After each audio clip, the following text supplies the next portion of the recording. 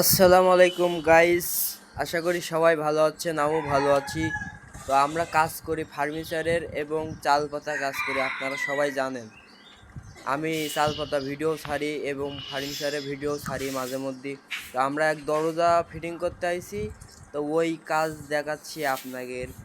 একটা দরজা কিভাবে ফিটিং করতে হয়, কিভাবে রং করতে হয়, সব সমস্ত কাজ আপনাদের মাঝে তুলে ধরার চেষ্টা করছি।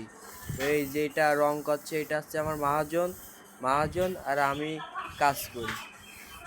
তো এই 6টা দরজা রং করছে আমার মহাজন।